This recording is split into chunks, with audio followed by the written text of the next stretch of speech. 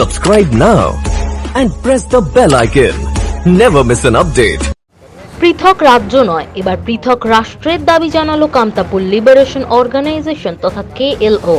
তাদের দাবি না মানা হলে সশস্ত্র আন্দোলনের পথে হাঁটা হবে বলেই জানিয়েছে উত্তরবঙ্গের কোচ রাজবংশী জনজাতির মানুষদেরকে নিয়ে তৈরি এই বিচ্ছিন্নবাদী সংগঠন। জীবন সিংহের নেতৃত্বাধীন এলও সক্রিয় হয়ে উঠেছে সম্প্রতি তাদের তরফ থেকে একটি ভিডিও বার্তাও দেওয়া হয়, যদিও সেখানে দেখা যায়নি জীবন সিংহকে। ভিডিওতে দেখা গিয়েছে জীবন সিংহের লিখিত বিবৃতি পাঠ করছেন পাভেল কোচ নামে এক যুবক। উত্তরবঙ্গের 7টি জেলা, নেপালের কিছু অংশ, বিহারের কিষানগঞ্জ সংলগ্ন কিছু অংশ, অসমের বেশ কিছু এলাকায় এবং মেঘালয়ের বেশ কিছু এলাকা ও বাংলাদেশের রংপুর এলাকা নিয়ে স্বাধীন কামতাপুর রাষ্ট্র গঠনের দাবি করা হয়েছে এলও-র তরফে। কামতাপুর লিবারেশন অর্গানাইজেশনের আরও দাবি, ইতিহাসে যে কোচবিহার রাজ্যের উল্লেখ ছিল, তার যে সীমা, তার যে পরিসর ছিল, তা মেনেই স্বাধীন কামতাপুর রাষ্ট্র তৈরি হবে।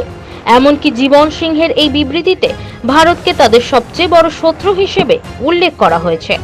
তাদের এই দাবি না মানা হলে সশস্ত্র সংগ্রামের আহ্বান জানানো হয়েছে এই ভিডিও বার্তায়।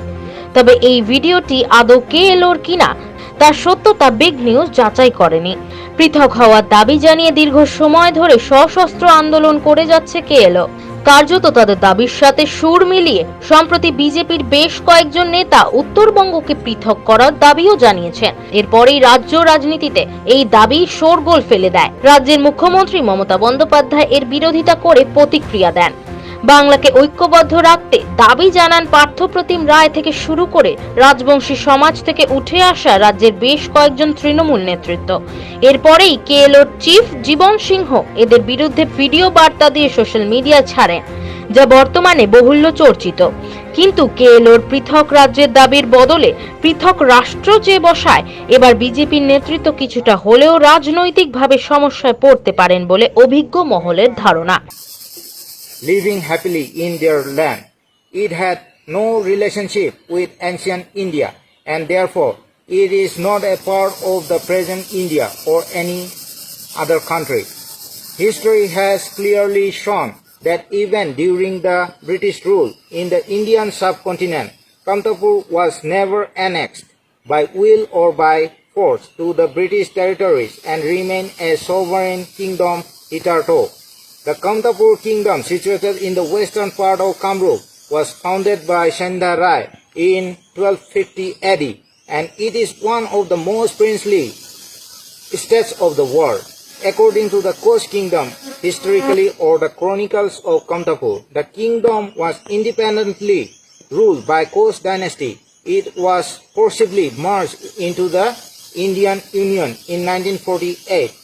In 1947, the newly independent Hindustan and Pakistan were grueling with great communal riot due to the partition. As a result, untold numbers of illegal Bengalis from East Pakistan, now Bangladesh, poured into Kamtapur at an alarming rate. Taking full advantage of such bad secession, India set a sinister plan and conspiracy to annex the kingdom of Coachbihar, Kamtapur, by spreading a wrong message to the last reigning Maharaja Jagadipendra Narayan Bhub Bahadur that the kingdom was able to be merged with Pakistan. The Maharaja, being under duress and emotionally threatened, signed the merger agreement on 20th August 1948.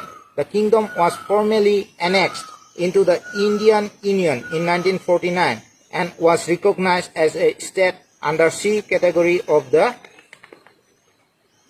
Indian Constitution, but hastily, Kamtapur was incorporated with West Bengal in 1st January 1950.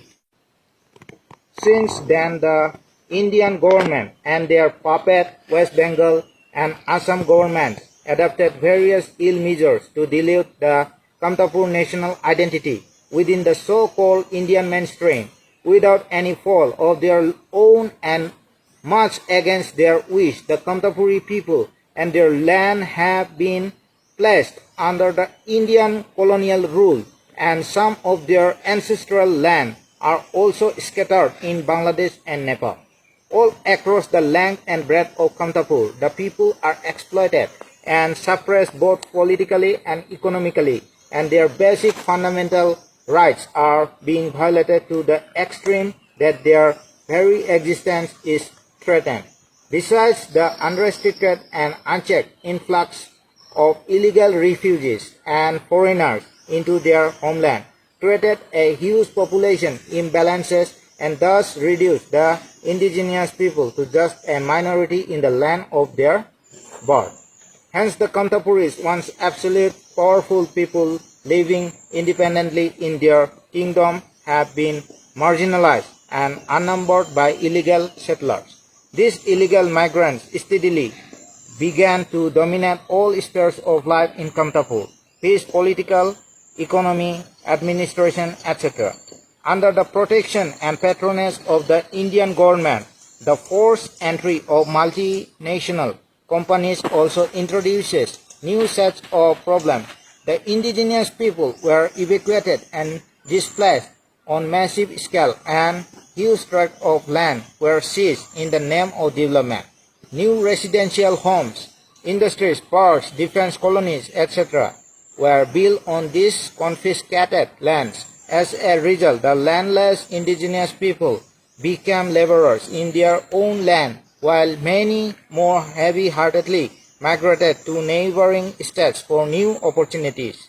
The massive militarization of our land and heavy human rights violation perpetuated by the Indian Army and Central Reserve Police Force (CRPF) and their puppet forces like West Bengal Police and Assam Police only unmasked India's hegemony over Kamtapur.